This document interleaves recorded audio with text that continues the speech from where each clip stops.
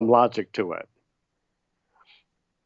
Well, Because some of the Democrats, the super progressive, well, they'll do anything they can pull. check and balance shouldn't rely on two parties and swinging back and forth between them. Check and balances Yeah, should work even if one party dominates, which is a big yeah, problem that a lot of times what keeps things in checks is yeah. opposition, which also prevents progress from happening as well. Right. And then you Well, get into this. you'd hope that the Democrats are open enough to have to allow people with different ideas. Okay, they over the past 20, 30 years, Democrats have pushed out the conservatives and now are pushing out moderates, right? Because we just want to be Well, progressive. everyone's pushing out moderates, though. And then Uh, the Republicans have been doing the same thing. Liberals have liberals left the Republicans a long time ago, well, and they're pushing we moderates we out. should talk about what's really important, though. What's that? Who Ice fart? cream? Who farted? Yeah. Did you hear about this? Oh, that was great. And in fact, it was funny to watch that on Colbert because Colbert didn't really want to go there, Oh, but it was a big deal. So I just got to do it. I actually only just heard about this because I was listening to the latest Wait, Don't Tell Me, where they played the audio from it, and I'm just pulling it up now so that we can demonstrate this. All you need is the audio here. Right, So While the right. impeachment train rolled on, I'm pulling this up from The Daily Show, but let's see if I can get to the actual clip because I don't want to get dinged for streaming The Daily Show. But Right. bring them over to the TV to watch this. A congressman says he was not responsible for a noise heard during this interview. I've counted at least 5 people testifying this week who were on the phone listening to the president talk about this swap of dirt for U.S. military aid. Chris, so far, the evidence is uncontradicted that the president used taxpayer dollars to ask the Ukrainians to help him cheat an election. notice how he pauses right at the moment it happens. Yeah. That the president used Exactly. taxpayer dollars to ask the Ukrainians to help him cheat an election. I Oh God. I voted for this guy. I Yeah. and now I can say I voted for the guy that farted on TV. So And I think it was on Colbert. He says, "Did they have a microphone right there?" it is quite impressive how clearly now supposedly the explanation that's being given is that was like a mug being dragged across a table, which is plausible. But that is not what I thought it sounded like the first time I heard it. The mug idea had to be planted in my head before it sounded like that to me. But then again, it was introduced by saying it was a fart. So the fart idea was played in my head too. But speaking of sound effects, I think Venison's calling in. Do we have Venison on the line? Yes, you do. Have you heard this sound yet? Yes, I have. Fart or mug? The fart. You think it's a fart? You're going with Eric Swalwell just let out a nasty wet one right in the middle of Is uncontradicted that the president used taxpayer dollars to ask the Ukrainians to help him cheat an election. That was a fart. it could be something scraping against something. Have you ever been sitting and you lean back and your shoe goes across the floor and it makes like a fart sound, and then everyone turns and looks at you and it's like, no, it's my shoe. It's my shoe. Yeah, sure it was. Yeah.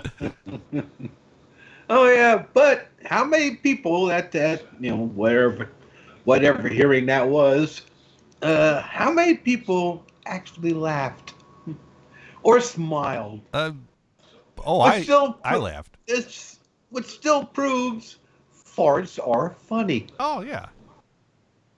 So, But the thing is, I'll always remember Eric Swalwell because living in California, in the district I was in, a Democrat was always going to win. And what was it? Pete Stark was our representative, and he was probably representing that area forever. And I don't know at what point it was decided that the top two are the ones that go into the election, not the top Republican, top Democrat.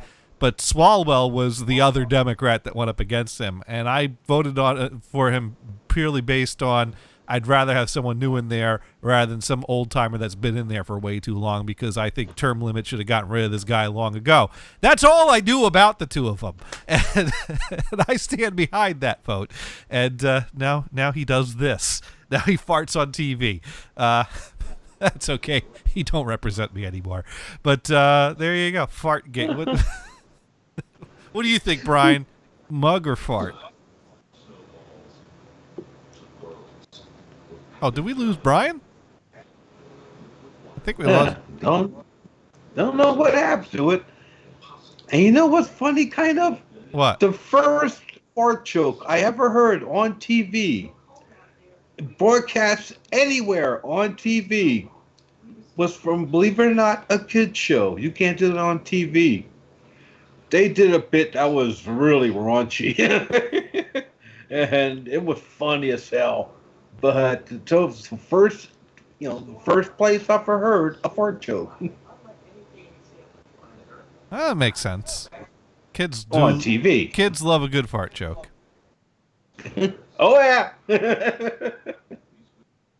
When I was a kid, I had this great idea, and I still stand behind this idea as a great idea. And we'll see if, because when I was a kid, every now and then you come up with the idea of, I'm going to sell something and I'm going to make money. Like I'll start making something to sell for money. And that's how I will, be able to buy things. Because, when you're a kid, you're at the mercy of whatever, your parents buy for you, or what, allowance your parents give you to save up.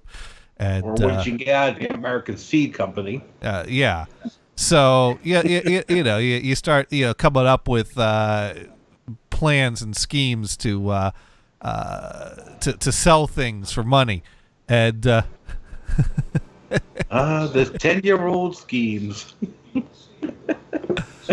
And, great memories. and hello Zoe, hello Troy and Gaming. And hello, 5-Hit Dune. And Dune doesn't know what we're talking about. We're talking about Eric Swalwell, who farted in the middle of some kind of debate or something. And hello, Zoe. Farts are funny. That's why farts are funny. What was I was just talking about something, and I got distracted by the chatting. 10-year-old schemers. Oh yes. Yes. So, when you're a kid and you're going to, make something to sell, you don't have access to a lot of raw materials. And but if you go out in the backyard, there's plenty of dirt and water, and so you can make mud. Rocks. And mud can dry. So I came up with the brilliant idea to make, mud poops. You kind of roll it out into a log shape, and get a nice little texture in there, and I thought I did a pretty good job of making convincingly real looking poops, and then you leave them out and they would dry, and I thought that would be a good bathroom decoration, because it fits in with the theme of what you do with the room. This seemed like a good idea to me. This seemed like a solid idea. Wow. I was gonna get rich off of selling bud poops for people to use as ornaments in their bed. I actually, the first prototype, hardened. It looked great. I brought it inside. I put it on the back of the toilet tank in the bathroom upstairs. My parents were not impressed with my artistic skills. I tried to explain to them, no, it's okay, I made it myself, but they weren't going for that. And you put it that way. no, it was. I intentionally made that a little vague in the retelling of the story, but no, it was very clear to them that it was mud that was on the back, dried mud that was on the back of the toilet, and they laughed at it. And they looked at it, and then they chucked it in the trash can. And I was, I understand now why they were that dismissive about it and just chucked it in the trash can. But at the time, I was hurt. I was like, why did you just throw that out? I made that. I put that there. This is my great idea. And you just chucked it in the wastebasket. That's something that you created from your hands, right? Yes. By the way, so you couldn't hear me, right? I couldn't hear you. Nope. For some reason, Skype just fell asleep on me. Maybe it thought you were going to fart. And I brought it back. Maybe. It automatically muted. It was bizarre. Nothing I could do. I had to disconnect, reconnect, and then here I am. So we did ask you, what was your take? Is it a fart or a cup or mug going across the table? Totally a fart. You think it's totally a fart? Oh, yeah. Okay. Yeah. I'll go with that. Although that is some, impressive microphone pickup there. That is, I mean, that's the odd part of it, right? I think they may have could taken... have been something sliding across the table that made that sound. But I think they took some miking technique lessons from VideoVamp on that one. Because, I see. Yeah. Well, one year for Telethon, Vamp came up with the idea that he was going to make donations by cooking a bunch of beans and then just, eat a bunch of beans for donations and mic his ass. And he had the special ass mic set up to pick up all the flatulence that would come from all the beans he was going to eat for donations. This was the year after the Death Wish coffee telethon, so he was always full of beans. I'll say that for Vamp. His ideas were full of beans. But because you remember the Death Wish coffee telethon, he was going to drink Death Wish coffee for donations. Death Wish. Because it was so strong, for every cup of coffee he drank, it'd be like he drank 2 cups of coffee. Because that's some damn Death Wish. strong coffee. But and then I demonstrated to him that I could make a better Death Wish techno remix than he made. Because all you got to do is you got to get the techno beat going. And of course you got to get, a little drum beat going. You get the drum beat, you got to bop the head with it. And of course you got to have bass. And then when you got the drums and you got the bass, then you start adding the sound clips. Death Wish, Extreme Buzz. Maybe you'll be interested in a cup of Death Wish. Extreme Buzz. Oh my God, what the fuck did I walk into? And Vamp was so jealous that I made a better techno remix about Death Wish coffee than he did, that he refused to ever acknowledge that it was so much better than his. That's how pissed off he was. And speaking of pissed off, we got Lulu on the line. Oh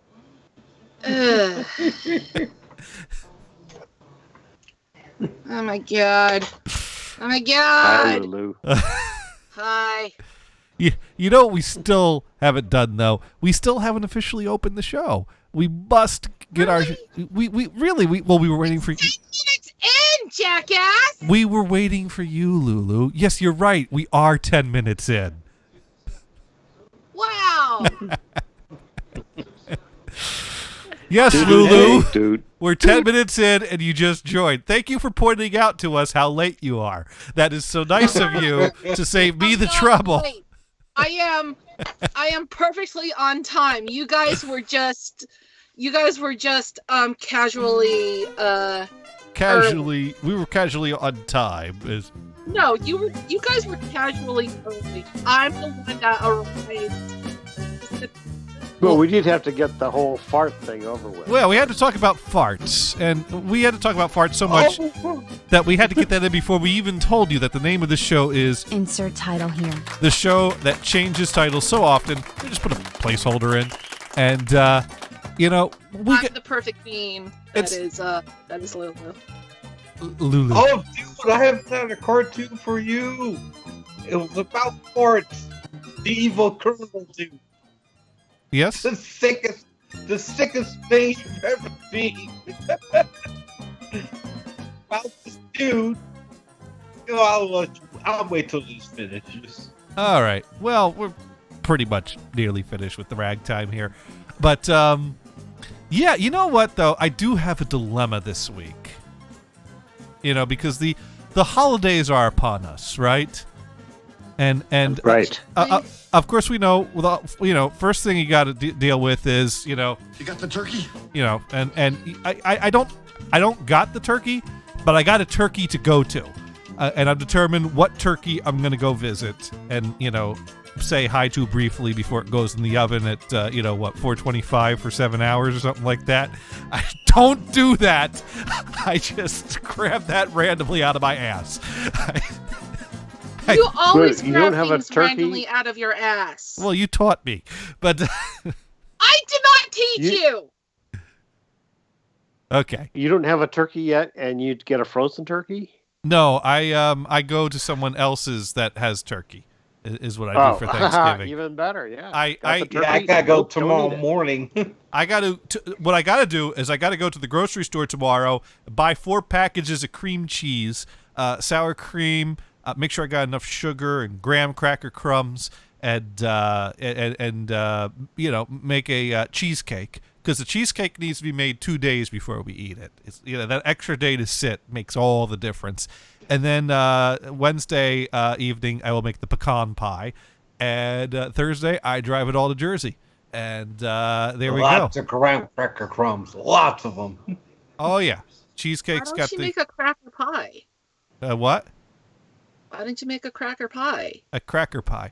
Oh, you mean like on the back of the box of the Ritz crackers, the mock apple pie? Yeah. I've been curious about that, but I've never gone so far as to make that.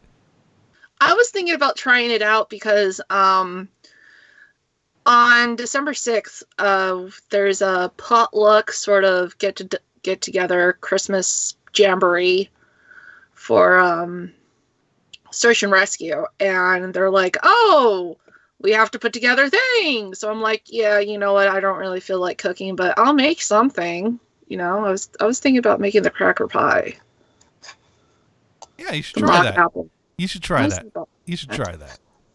It's a mock apple pie that, and I know this because oftentimes for lunch I would eat peanut butter and crackers or cream cheese and crackers, and we always had Ritz crackers in the house. And, I'm the type of person that at breakfast, I would sit and read the cereal box while I was eating my bowl of cereal at breakfast. So if lunch involved crackers, I'd sit and read the cracker box. And pretty much the only thing on the Ritz cracker box was the recipe for apple pie. And I read through the recipe, and my first thought was, who would make a pie crust out of Ritz crackers and then use it to make apple pie? And then I read it and I'm like, no, the filling is crackers and no apples. And I'm like, what the? Yeah. Mind blown.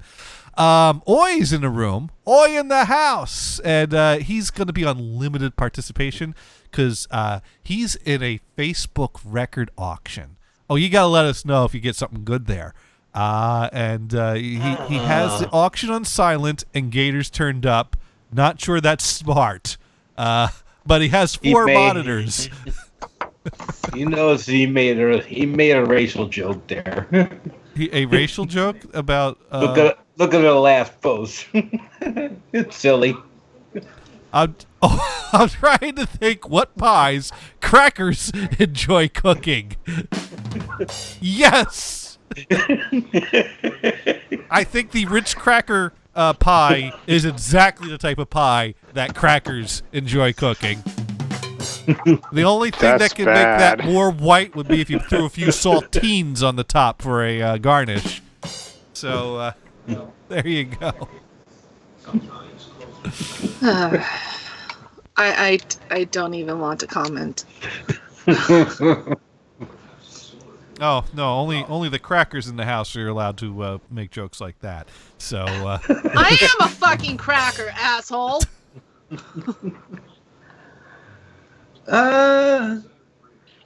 Okay, all right. Remember, you pass. You've got some Latino in you.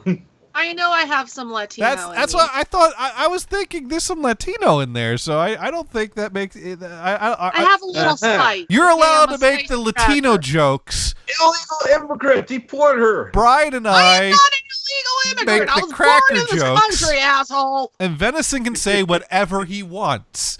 So that's No, that's not fair.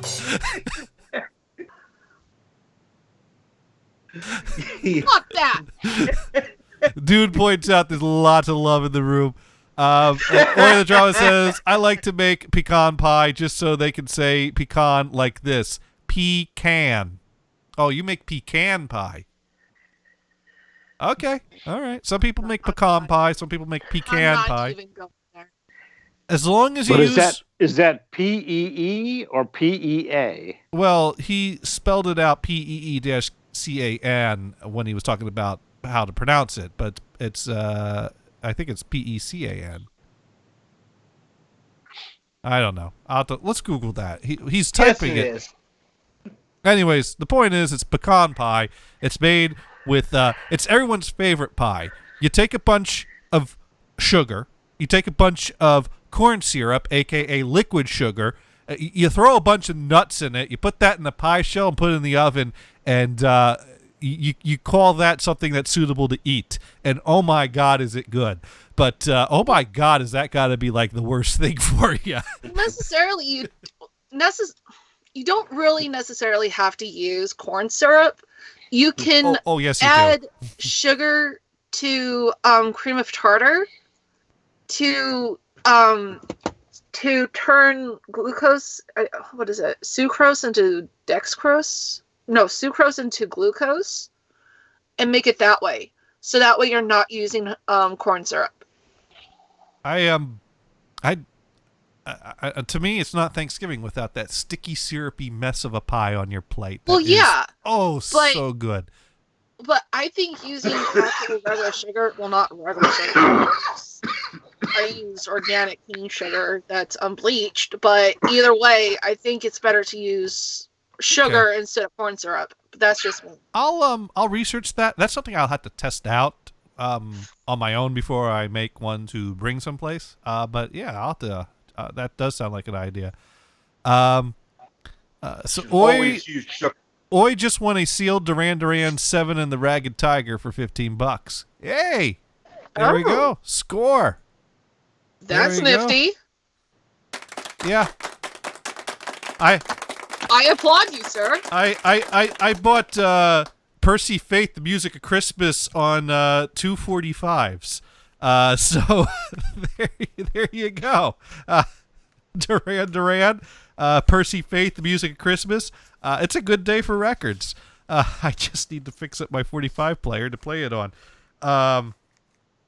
If I can figure out how to change all the electronics without destroying it. And hopefully the tubes are still good. Otherwise, I'm going to be tracking down tubes. So they put up that album Fail. because they only in that form because they only had 4 songs. Well, it's an abridged version of the album, and they put 2 songs on each side, so it's an 8-song version. Basically, Percy Faith's The Music of Christmas originally came out in 1954 and has been in print ever since. Now, they did re-record the entire album in stereophonic sound in 1959, so the version that you buy today on CD is the stereo re-recording done in 59, but it was originally recorded in monophonic sound in 54 and put out on LP and on 45s. Now, the 45s, like I said, only has 8 of the songs.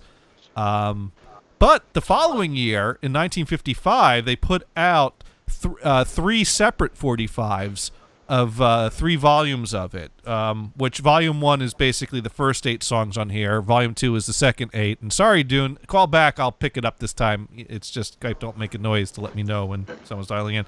And Volume 3 has more of the songs that were not included on these 2 discs.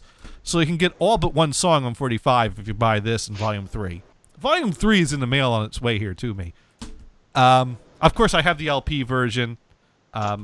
I have the 1959 version on LP and reel-to-reel and 8-track and CD and remastered CD with bonus tracks. And speaking of remastered CDs with bonus tracks, we got Dune on the line. Bonus tracks. Bonus tracks. Bonus tracks. Here, hang on a second. Hey, Lulu, how you doing? You're making it sound Got to talk to her first. You got to talk to Of Lulu. course. Because I am the beautiful Lulu. That's I right. am the one and only. She is the one. The one. So Johnny, Yes. we got to fix that couch, man. It's very clashing.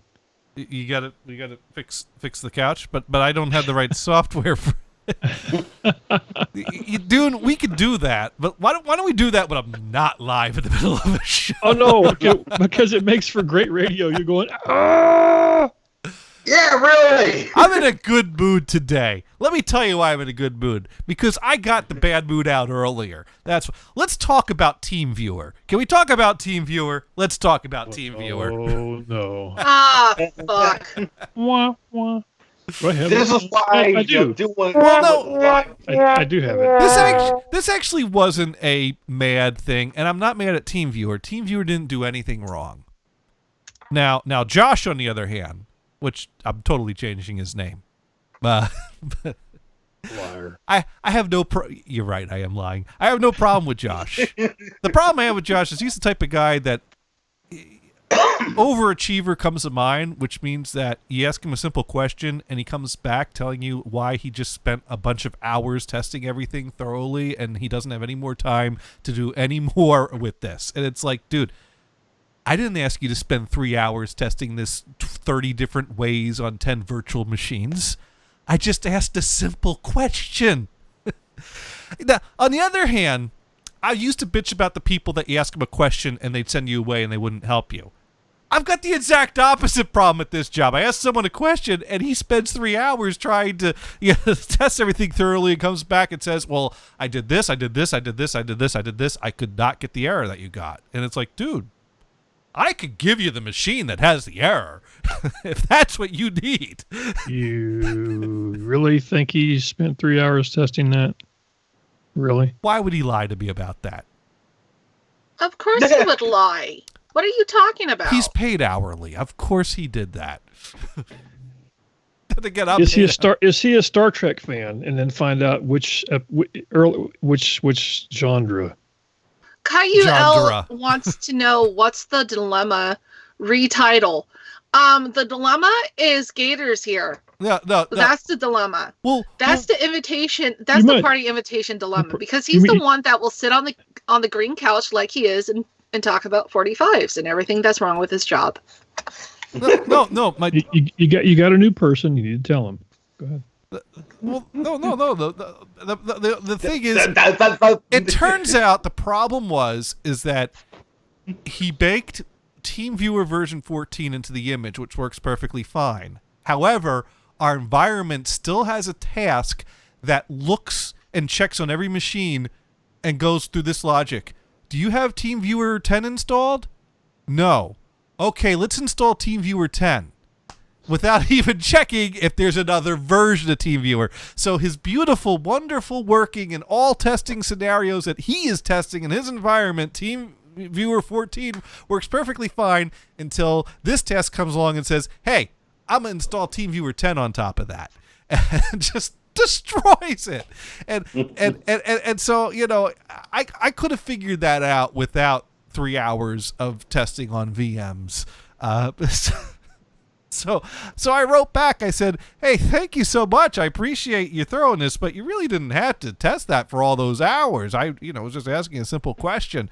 Oh, by the way, I think there's a task that's still installing TeamViewer 10 out there because all my machines have both versions. He came back with, well, when someone asks me a question, I check it thoroughly because I don't want to waste anyone's time telling them it just works for me. And that way it prepares me to answer your follow-up questions, such as your versioning. No, there is no TeamViewer 10 on this, only 14. And sends me like 6 screenshots of all of his like imaging software that shows that TeamViewer 14 is being installed and not 10. And he's like, if it's on there, it's because someone installed it manually. And I went back and I sent him 6 screenshots of TeamViewer 10 and 14 installed on machines that I did not install anything manually on. I could have fixed this, Johnny. I could have fixed this. You could have fixed this. Yes, you open up Windows Sound Recorder. You ready? Okay. Dick. That's it. You know how I could have fixed this? Oh, you should have just sent Lulu the number. No. The problem is we're communicating via email because he's not working in this office. He works remotely. Pick up the phone. People do not pick up the phone anymore. Well, you know what? Being that he works remotely and a lot of our things should be done via conversation, I've tried several times to call him, and he always lets it go to voicemail. And then he talks about scheduling a call. How's those butterscotch schnapps doing? He always talks about scheduling a call and then sends me an email. Every time. So maybe he doesn't know how to use it against me every single time. Someone on these, I have to overbid just to own the entire auction. Wow, dude. Okay, some dude's bidding against me every single. Oh, I hate that when you get. There was this guy that started getting in the quad that had deep pockets, and back in the eBay days, you could see what like individuals are bidding on by searching their username. This guy was bidding on every auction I bid on, and he was emailing me like, "Hey, what can you tell me about quad? Hey, I'm learning about this. Hey, I'm buying all this great stuff." And it's like, yeah, you're buying all this great stuff because you're searching for me and bidding against every one of the auctions I bid on. There you go. Well, hey, before you lose the viewer in the room, you got to tell him about the party Venison's going to. Oh, no. Wait, what? Oh, you mean the free dinner down at the church? He wants to know about the dilemma of the title. No, so. Here's the deal. Here's what's going on. So, my last name, you all know it is Gators, but it's actually Guitars, and it's not that common of a last name, but there are like different sects of the Gators clan. My grandfather had two brothers, and I there's descendants along those lines, and we don't all really, I might see them at a funeral from time to time and shake their hands, but I don't know all those Guitarses. But there is John is something of a family name, especially in, my grandfather's brother, so that'd be a great uncle, was John. And I think he's got a son named John. So there's and there might be others at this point. I don't know how many John Guitars there are, but there's more than one John Guitars. So your family tree is full of John Guitars. Basically. I received an invite from people that I had no idea who they were, and I'm not sure that I ever met them. And I clicked on the RSVP link just to see who else was invited. I didn't respond to that. And I saw other Guitars that I've heard of them, and so somehow. So you heard about a bunch of John Guitars that you've never heard of. Distant relatives. Someone tried to invite a different John Guitars to their Christmas gathering and got my email address by accident, and so I've been invited to a Guitars Christmas party of extended family members that I've rarely met, and so the dilemma is. Now, Doom thinks the dilemma is, do you go or do you not go? I think the dilemma is, do I ignore this or do I tell them they got the wrong John Guitars so they can try to get the invite over to the right John Guitars? There's no dilemma. You just go. I think you should go and have, like, a paper bag over your face with a smiley face and, like, a name tag that says, "Hi, I'm John Guitars." No, you get one that says, "I'm the John Guitars." No, but I'm the John Guitars. The thing is, I'm not John Guitars. I'm Jonathan Guitars. Well, they don't have to know that. Just put John Guitars. Just put parentheses around John Guitars. Let me tell you, when a call comes in for John Guitars at a Guitars funeral, it's an awkward moment of passing the phone around the room between people that don't know each other with the same name. Well, that's why you just put it on speakerphone, and everyone with the name John Guitars just go, "Yo!" I see no problem with this. You see no problem with.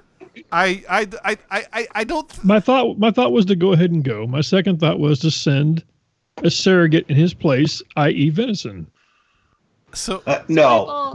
Zoe Ball writes, "I keep getting invites to charity events. The people keep thinking I am Zoe Ball, the show host on Strictly Come Dancing." Oh, you need to go to those.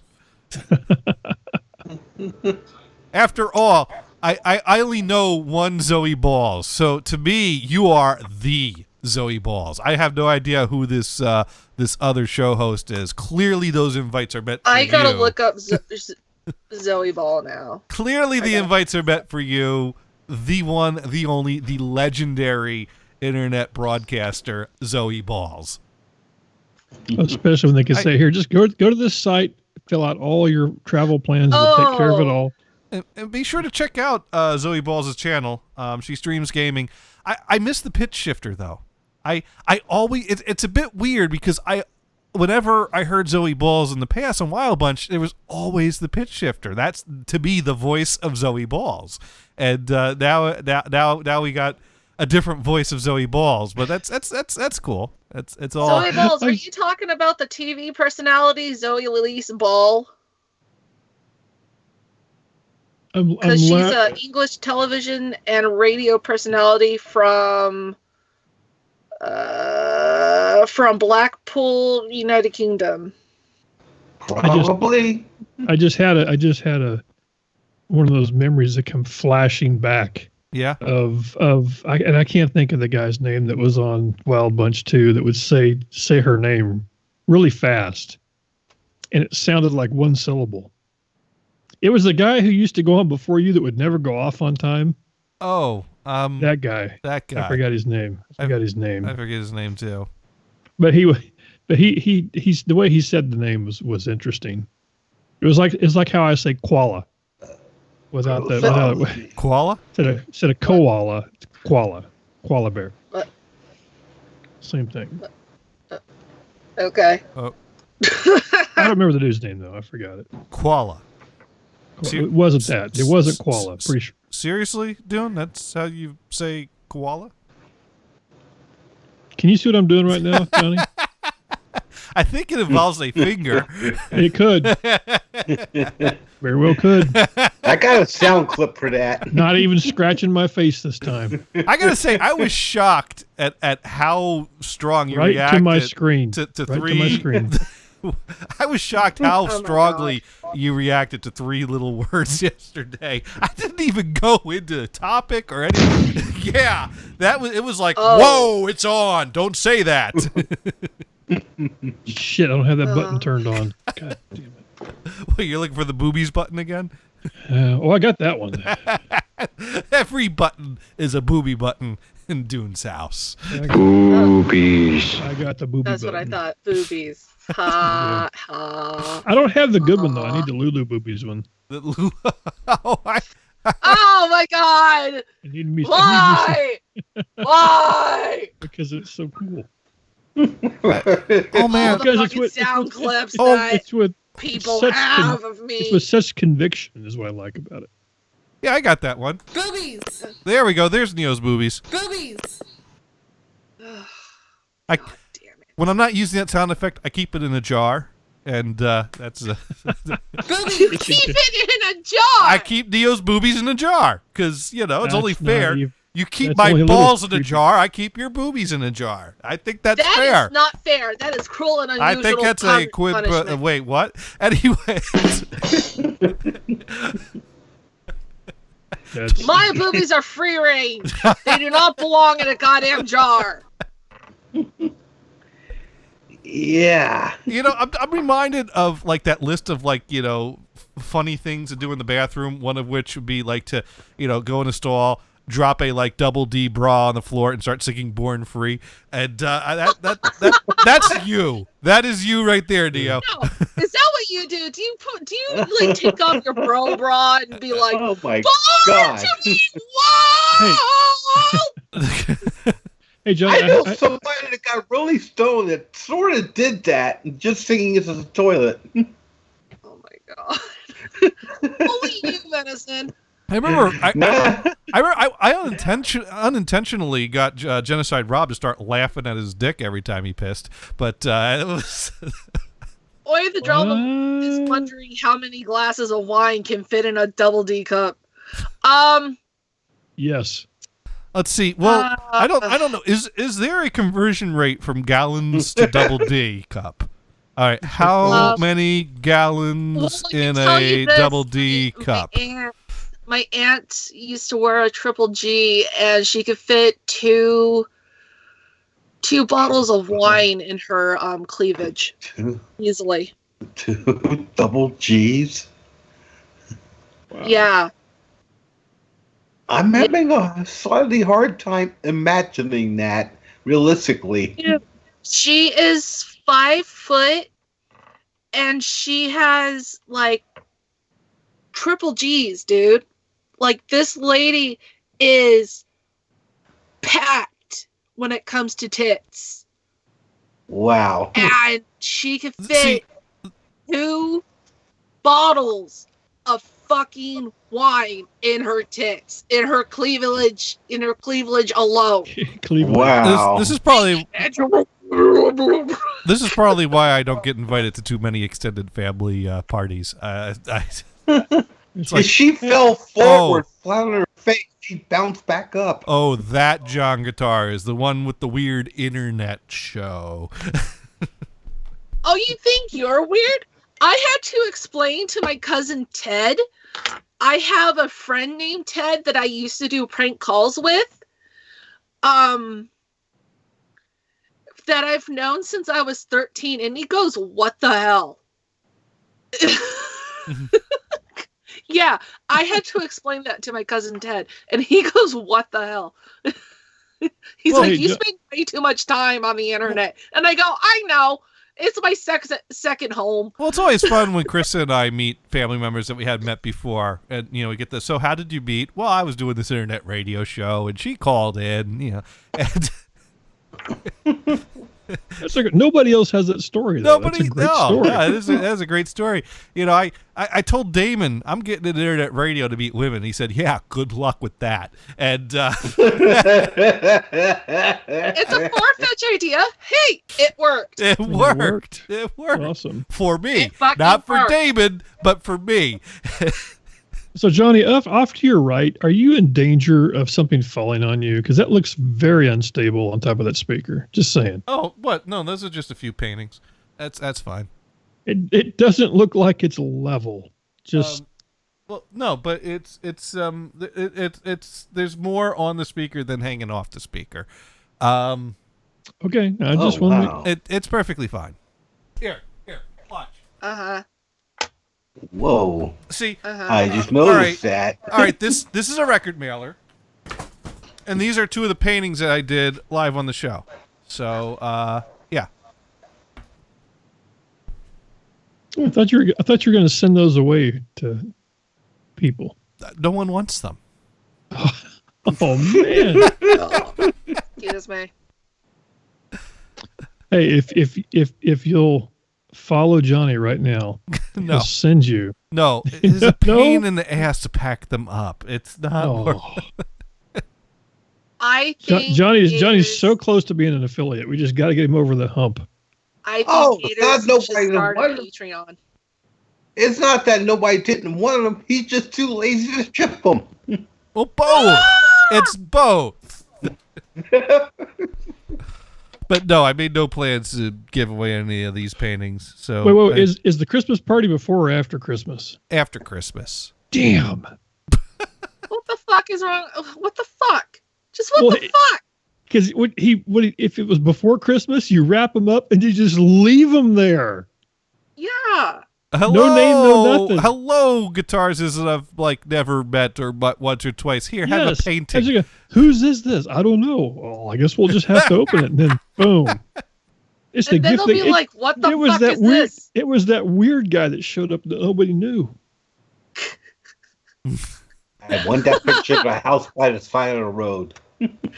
The weird guy. Well, we can use it as bathroom art. We'll make someone's shit. Johnny, even my Sloan childhood would go. Sloan would go. Just throwing that out there. Sloan would go. Sloan would. Well, you know what? Maybe we could give him the invite. I'm sure they'd. There we go. There's who we sent for a delegate. I will chip in. I'm here on behalf of Johnny Gators. I have a credit card right now. I will make that happen. Y'all got a place I can use the ship bag? Where's the microwave at? Dude, you think I'm kidding? I'm telling you what. This could be a thing. This could be. I Awesome. don't know. If Sloan when Sloan goes to the party, you don't have to ask who put the turd in the punch bowl. We all know. We all. Oh, there's some floaties in there. Is that a Snickers? The real from more. the real question That's an is: idea. does Sloan leave the turd in the punch bowl? Does he use the shit bag, or does he do the upper decker, or does he stay there long enough to go 3 times? I mean, that's kind of.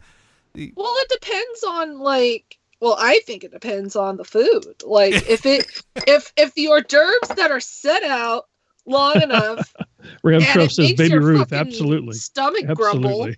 grumble, you're gonna be using that shitter for a while, and like. Because remember, Sloan taught Damon about the upper decker, and I loved his description of it. It's like 2,000 flushes blue, but with shit. Exactly. This is what it boils down to for the people out there, and this is a little advice from Uncle Dune here. It's not the shit you deal with; it's how you deal with the shit. That just happened. There you go. Ramtoff says, Baby Ruth. Yes. Then you pick it up and go take a big bite and say, "It's no big deal." Exactly how it works. a bit nutty. It's true. Oh damn, Cameron. Obviously, All right, Ram Tuff is either an older guy or he just likes his unfortunately classic movies. Unfortunately, Uncle Dune, I do have to rain on your parade and leave a turd in your figurative shit bowl here, punch bowl here, shit bowl. That would be the appropriate place to leave. Anyways, I did decide to do the mature thing, and I sent a friendly message to my extended family saying, "Hey, thanks for the invite, but I think you had the wrong John Guitars." And they replied back with an apology. "Oh, sorry, we got the wrong email address." And I was going to reply back, "Hey, no big deal. No apologies necessary." They did not reply and say that. They did. They absolutely did. And when I went back to send them a message saying no apologies necessary, I know what they said. I couldn't because they took me off the invite list. So now I can't message them back anymore. Oh, so I guarantee you, before they backspaced it, he wrote, "Pussy." You're a fucking pussy. No, they wrote, "So very sorry, was given the wrong email. ... Did it put 3 dots? Yes. Oh, don't even. Are you serious? I'm serious. Oh my God. Dude. ... You know what that means, don't you? ... Oh, I know what the dots mean. Oh shit! You give me that address now. Right freaking now. I was disinvited. I don't have access to the address anymore. I don't care. You have a name. You have a name. Don't you? Was it John you know Guitars? what? Was it another John Guitars? Wait a second. No, John wasn't throwing the party.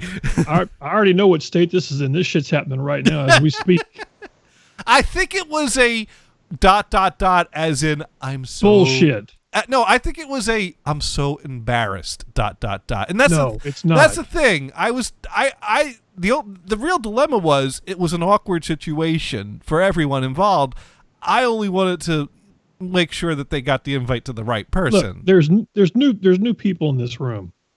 What were the dots? Yeah, what the dots mean? I'm telling you. Yeah, exactly. What do the oh my dots God, mean? we sent it to the weird one in the bunch. The dots mean nothing. The dots mean I don't know what to say now, so I'm just going to trail this off. That's all the dots mean. No, they know of you. They know of you. They don't. And you are they don't yes, know they me. Do. Why would they happen to have your email address and go, "Oh, we sent it to the wrong email address"? Because they're trying to email someone named John Guitars, and jguitars@gmail.com is a pretty good guess. Indicates an intentional omission of a word. Yeah, dude. Pussy. Dude. They already know. Like, they already knew of you, dude. I just realized it. And they speaking of of intentional omissions, Skype has been intentionally omitting a whole lot of what Brian's been saying because he just dialed back in. So hopefully his mic is working. Yeah, I think it's working. Right? Intentional omission of a word. No, Brian, do you ever end a sentence with 3 dots when you're not quite sure how to finish it, but you kind of feel that you've given enough of the vibe of the sentence that you could just put 3 dots and let like it finish itself? No, I don't. If let's rephrase this. Okay. If I sent you a reply, Yeah. and not you, you just sit your ass down, Brian. If I sent you a Yes. reply and that said ... how would you take that from a person? I take that as a continuance that I just take you it could as a say F you, something, but you couldn't get the words together. No, okay, maybe that might be it, but I do the ... thing too. But usually it's in the context of the message. Something like, well, I think the job is over, for now, ... Now, Dune, I thought meaning. Oh, I see what you're saying there, Vent. Dune, I thought you'd be a fan of people that end their sentences with lots of dots. That seems to be a trait of people that you're a fan. No. Dot. It Dot. also Dot. shows Dot. foreboding. Dot. Is that what the dots mean? Sometimes I use ... because I'm too lazy to figure out which proper punctuation marks to use. So you just throw a bunch of periods at the end of your statement and go, throw these in wherever they need to be. Well, not at the end. It could be in the middle. So you have a phrase about something. You don't really know how to connect it to another phrase. So you just have ... between them. Can you get a different name? Because it's really hard to look your surname up without getting a bunch of frickin' stores. Who? Wait. No, Johnny. Wait, Johnny. I'm searching for these relatives. You're searching for because I know where they live, so I'm searching. Yeah. Well, I'm telling you, there's a jguitars.com, which probably explains why they thought jguitars@gmail.com was an email address for John Guitars. They've done quality work since 1960. Uh-huh. Yeah, you got the right clan. I just don't know who's. you got the people that were invited. Leave Gators. my extended family alone, please.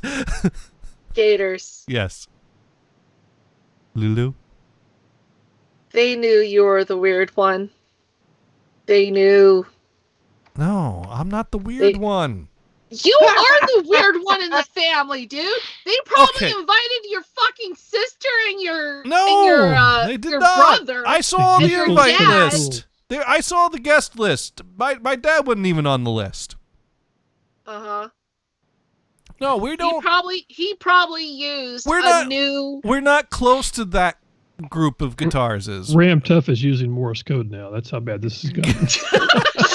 So Johnny, why dot don't you do dash this? dash dot dash dash dot dot dash. I'm sorry. Go ahead, Brian. So take that list of people that are attending, and send it to your dad and all your siblings and say, we got to go to this. Oh no. My dad would be like, "What's wrong with you?" Not against Poop. Wants to know why Gators that his wife is bringing over a bunch of venisons. What, white men? If you want to call them that. How does that look to you right there? Hey Lulu, Johnny's he's a bunch of things. A very very intelligent, humorous, innovative, No. thinks good on his feet. No. This is usually how people end that sentence. No. Okay. Well, I'll just call it listen. I'll listen, learn. You know what? Agree to disagree. But that's not that's the thing. They use the 3 dots at the end of a complete sentence. Was given the wrong email ... So that ... was given the wrong email. So that's why we accidentally invited you to our party that you're not really invited to. So, we'll just take you off the list now. It was awkward. Dot was graceful. They knew you were there. They didn't know how to handle saying, look, you're not invited, so we're going to take you off the list now, even though you were still a part of it. It was abbreviating a awkward exchange, because I was trying to avoid the awkwardness, but also I felt like I should. The mature thing to do is to point out the mistake so that they can get the invite to the right J Guitars, because hindsight's 2020, but if you could wind back the clock and just say wrong address ... they would be having this conversation right now, not you. They might have a shit fit. You know what, Dune? Actually, you raise a very valid point. I sent a very polite, complete, thought out, thank you for the invite, but I think you had the wrong John Guitars. Thanks, Jonathan. And they didn't. Their response was a little incomplete. And speaking of incomplete responses, we have Brian back on the line, who Skype keeps muting. And actually you kicked me out. Oh, damn. This is a good, stable product. This is actually worse than last Ram time. Tough is asking all the right questions. That's what I said. I know his family's like, they're all party animals. You're thinking of my mom's side of the family. Hang on. Oh, phone's ringing. I gotta go. Okay, bye, dude. But Ram Tough wants to know, where is this party? Is it BYOB? All I'll say is it's somewhere outside of Philadelphia, and there was no booze instructions in the RSVP.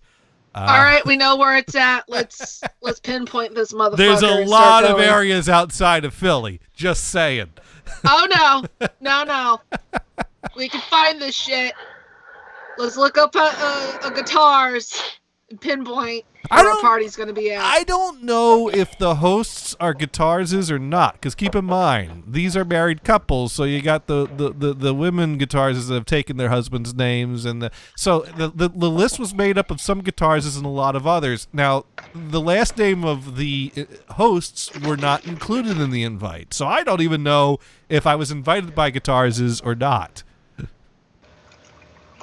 Mm-hmm. Ram Tough points out that he's outside of Philly, about 2,000 miles, but ... He will make that shit happen. ... That's the way you use it. See? That was a perfectly valid use of ... And I think my hosts also gave me a valid use of the ... Because like I said, it was an awkward thing. And so it's like, you want to end it with the ... and just take me off the list and call it good. I'm fine with that. I wasn't going to come anyways. Right. It would have been really awkward to show up at a Christmas party of distant relatives that I don't know, and they all know each other. Well, I think it would have been fun. So like a month ago or so, our buddy Rob, in Iowa, posted a picture of himself doing a wedding crash. Like that's kind of a thing. That is a thing. And it kind of is based on the movie, right? Oh, thanks for the follow, Ram Tough. That is a thing. So just show up like it's a wedding crash. Show up at the party. The reason why crashing a wedding works is because they're usually large parties that, everyone kind of thinks that, like, oh, you must be with the bride's family, or you must be with the group. For sure. Yeah. This had maybe 5 families on the invite list. So, like 5 couples or, 5 to 10. So they're probably figuring they're going to know you. Yeah. Right? If I ring their bell, they open up the door, they're going to go, hi, who the fuck are you? And why are you here? Are you at the wrong house? Can we help you? We're having a party This is right the now. Guitars Party, right? This isn't a good time right now. I'm sure you got some great magazine subscriptions there, but we're having a party here. You know, it's like, no, I'm John Guitars. You invited me. No, really, I'm John. Right. Look Show at 'em my the driver's invitation. license. Show them the invitation, right? I even printed it out and laminated it because people usually don't invite me. This isn't creepy at all. No. So Johnny, so do this, right? You go there, say, who are you? And you show them the invitation, and then they accept you, right? Well, no. Then, And as soon they as you get that find out the awkward ... is worse in person than when typing. So, The Deadpool show, it says, "Oh my God, a chroma key futon, Yes. great screen futon, no green screen futon. This is epic." Yes, and yes, it shows a is. bunch of. Yes. Now, No, Brian, you're John, starting to say. you got to do this. So you go, you show them the invitation to get that acceptance, and as soon as you think you've got that acceptance, ask them if you can use their toilet. I don't understand the toilet thing. But that's just Well, I brought them a little ornament for the back of the. I made it myself, and I brought you some soap. It's Oh all my God, we invited the weird one. dude, I'm Ram not. Tough writes, so many unanswered questions. Is it a bring your own beer? Is it formal? Do I need pajamas? I'm gonna guess no on the pajamas. There was no talk of a sleepover. So should I wear my moose costume? Nah, man, it's all about the horse head. Oh. Deadpool show writes, this cast better be in quadraphonic. if Twitch supported it, I'd do it. I would find a way to do it if they did. One of these, it'd be fun. We all get in team. If we can get Team Talk to do quad and then stream it, and then I could just position you all around in different corners in the room. That'd be cool. Oh God. Oh my God. No one would be able to play it back that way, but it'd be cool. No. Anyways, yeah. So that was the party dilemma, and so I did the mature thing and told them they had the wrong John Guitars, and that's that. So I'm sorry to ruin your fantasy of me showing up at a random party when they're expecting someone else. Maybe it could have been fun, but I don't think they did not. We just spent a half an hour talking about it, though. Yeah. So it's got to be worth something. And the thing is it was like 5 hours away, so I'd have to drive out to Pennsylvania to hang out with these people that I don't know. That's just not plausible. Oh, Pennsylvania? Of course not. Yeah, it's in Pennsylvania. Ooh, no, don't go. I think most of the attendees are from South Jersey, though. So I finally get it.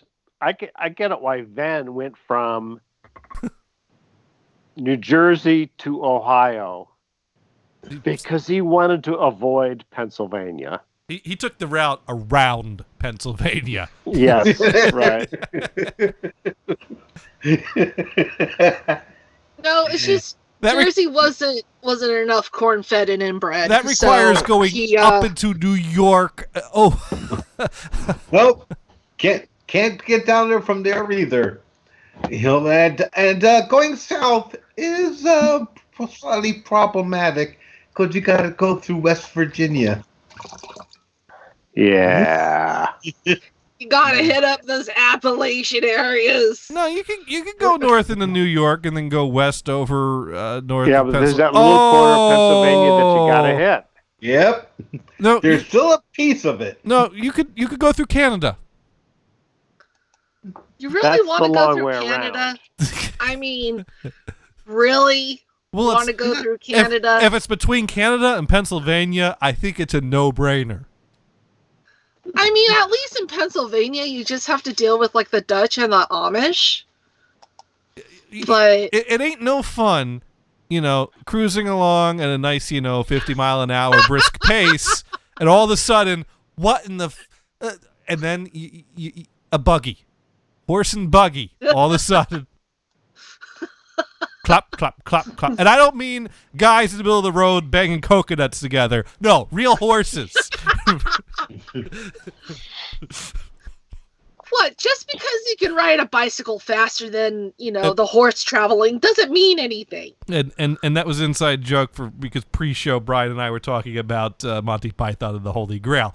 So right. Which this gives us a little more insight into Mrs. Brian's wife. She takes a look at this. She turns to Brian and she says, "How come they didn't use real horses?" Oh, I am so sorry, Brian. Yeah.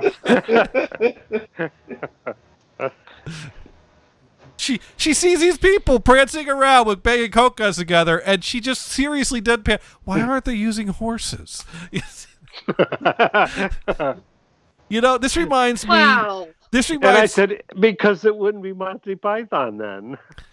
This reminds me of a commercial for BBC America where they show a clip of from Monty Python where they're like doing the French accent thing, and they're showing the sheep that's like equipped like an airplane with the seats, and with that the screen goes black with the caption that goes up. If your girlfriend is laughing, marry her, or something to that effect. So that words of wisdom there. Ramtub says, "Hey, I've been to Pennsylvania. Pedal faster. I hear banjos, and also they didn't use real horses because the budget was so small they couldn't afford them." Yeah, coconuts a lot cheaper than horses. Make a note of it. Well, it also brings about the whole sparrow and the coconut. Yes, there is that. But anyways, what? Anyways, no, I have no problem with Pennsylvania. I went to college in Pennsylvania. Spent 4 wonderful that's what's wrong years with you. in Pennsylvania. That's why you're all so fucked up. That explains it all. No, I was like that before I went to college. Come on now. You all know better And you're than white. that. Hey! Were you touched by the priest? No. Yes. No, he did not. Well, I was hugged by a priest once, but that's a very flaming priest. That's another story. There's no story there. It was. I was hugged by nuns and priests also, but none of them touched me. No one. No, the priest didn't sexually. There was only one. Inappropriately. There was only one weird thing with a priest, and that was that. There was a weird thing with the priest. Oh no. Well, the priest. One of my classmates passed away when I was in high school, and I went to a Catholic high school, so of course they had a funeral mass and all that, and I attended the funeral, and after the mass, one of the priests of the parish of the school I went to was there, and he knew my name. I wouldn't say I was close to him because, well, how much you try not to be. What do I have in common with a priest? I mean, so yeah, that Jesus, he's you like quadraphonics, quite the guy. Yeah. If I said you like quadraphonics, he'd probably talk about, well, as a priest we take a life of poverty and lavish things like extra speakers or something that we give up when we take the vows and join the priesthood. Most people believe in is 3, not 4. 3 is the right number of speakers when you are a priest. There's the Father, the Son, the Holy Ghost. Yeah, but and only one of those speakers actually works because the voice of God is so powerful that our fragile bodies will be destroyed by it. So that's why Jesus had to be set to speak, and the Holy Ghost is just inspiration. So there's really no voice there either. So you have 3 speakers, only one of which actually emits sound, and hasn't in like about 2,000 years. So that's not the best sound system. But anyway. And do you wonder why we call you the weird one? I know just enough about Well religion. established. I Well know established. I know just enough about religion to be fucked up.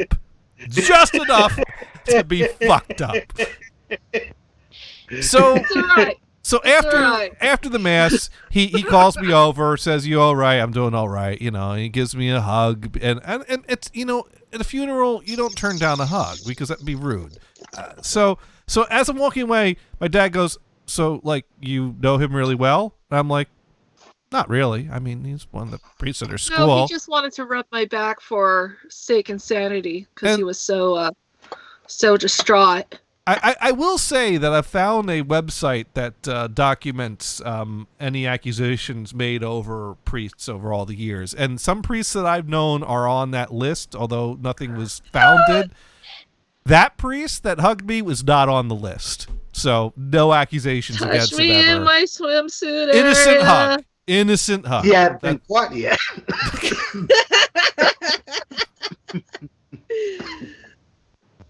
Ram Tough writing in, so that's why only one of my speakers works. I thought it was because they were from the 70s.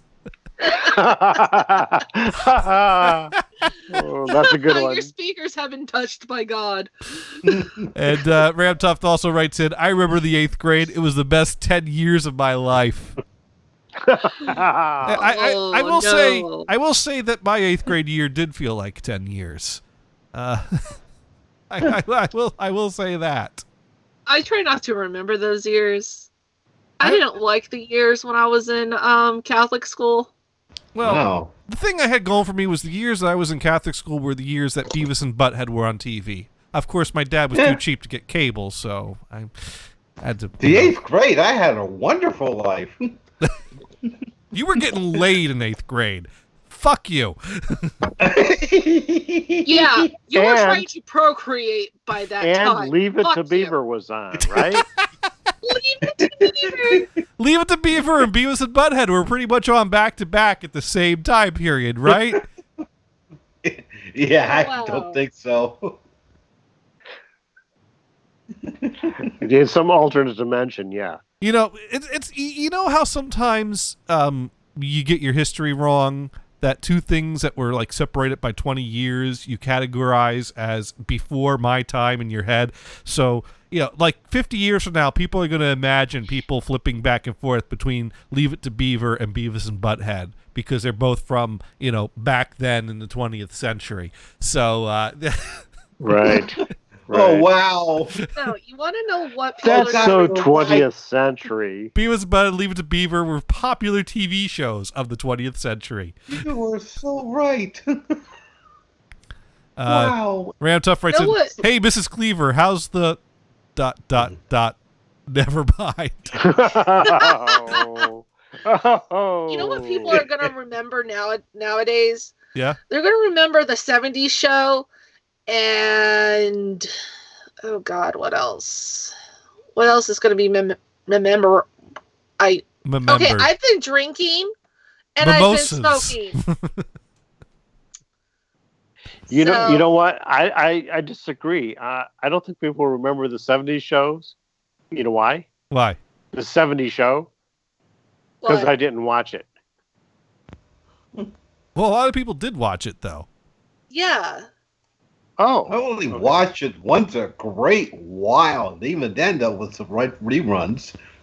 10 years later. That 70s show is getting a lot of reruns now. And, Yeah. Okay, so here's the thing that's been bugging me, okay? Okay. Oftentimes you watch the Colbert Show and they introduce it as live on tape, which is kind of an oxymoron, right? Right. Yeah, it is. Yeah. So I noticed that they're now advertising the Grateful Dead, the mid-season finale. Now, what the fuck is that? The Grateful Dead, the mid-season... I'm sorry, finale. The Walking Dead. Oh, Walking The Dead. Walking Dead. I was going to say, Jerry Garcia's Mid-season- back and he's doing a I TV know. show now. Yeah, right. No, The Walking Dead. My brain fart. Mid-season finale... You didn't even hear that. Was a silent but deadly.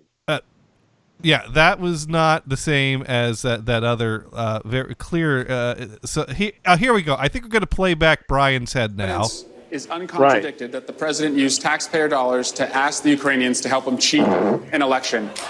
Oh Oh! There it was. There it was. That was Brian's head. Mystery solved. Yep. I'm gonna look through But the see, Leave the Beaver and unlike- look for sound clips. Unlike him, I didn't deny it. Because he who supplied it, I mean, he who denies, I had that fucking backwards. See, the fart's still working. He who dealt it, denied it, supplied it. supplied it. Well, He who dealt it, smelt it. He who smelt, the first one who smelt it, dealt it, I think was the line and my grandfather apparently used.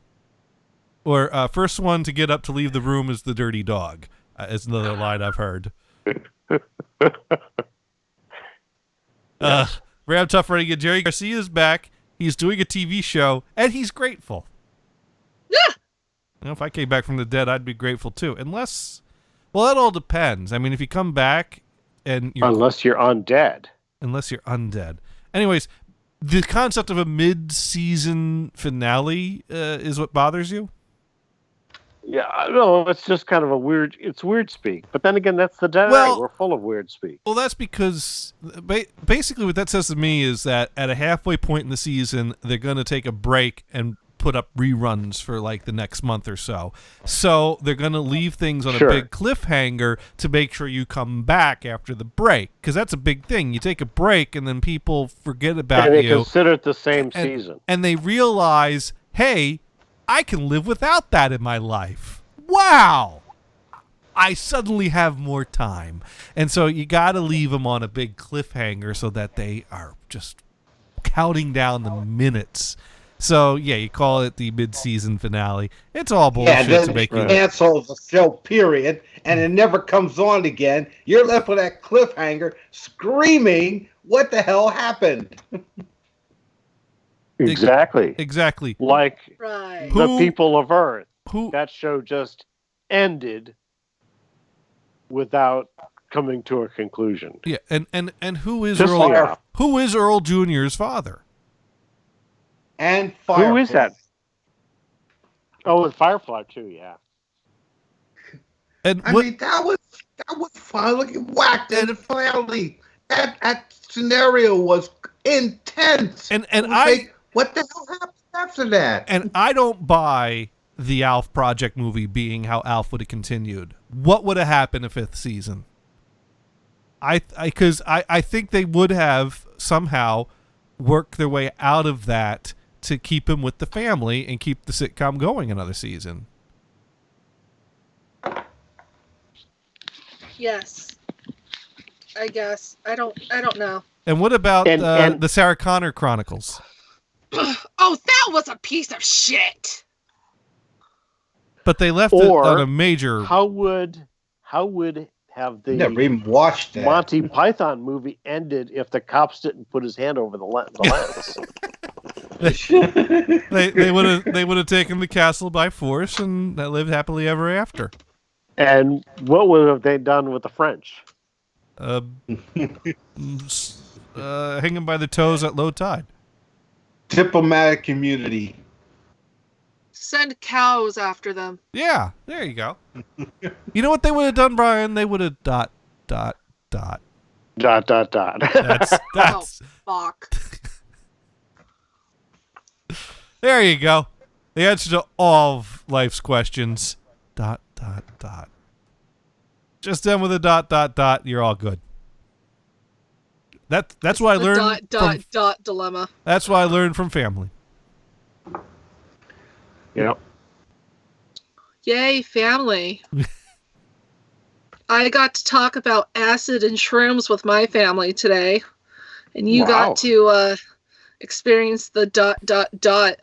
of awkwardness through an email. So we have very different families, is what you're saying. Yes. Yes. It's all good. It's all good. But that's okay. A 'cause theme. That's okay. So, of course, the big question, I think we covered this last week, but just a refresher. We got to ask that question, because we always ask it at this time of the year. You got the turkey?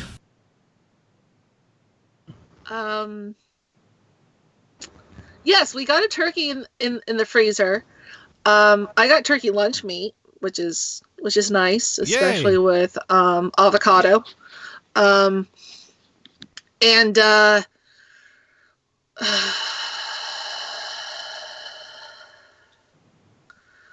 So, quick question: when does that turkey come out of the freezer? Yeah, oh really. no, that's for us later on throughout the month of December or probably Christmas. So that's not a Thanksgiving turkey. No. Ah. No, we're going to my great aunt's place for turkey. Now, does she know you're going, or are you just going to show up and show a printout of an invite in your? No, she knows we're going. We thought we were invited. No, she knows we're invited, and I don't want to be there. Oh, that's the best kind of invite. It's like, kudos! I'd rather be over here. But kudos! I can cook a chicken and make my own dinner in my camper. But kudos! I want nothing to do with you. Yeah, or please. the family. Is your oven big enough to do a turkey?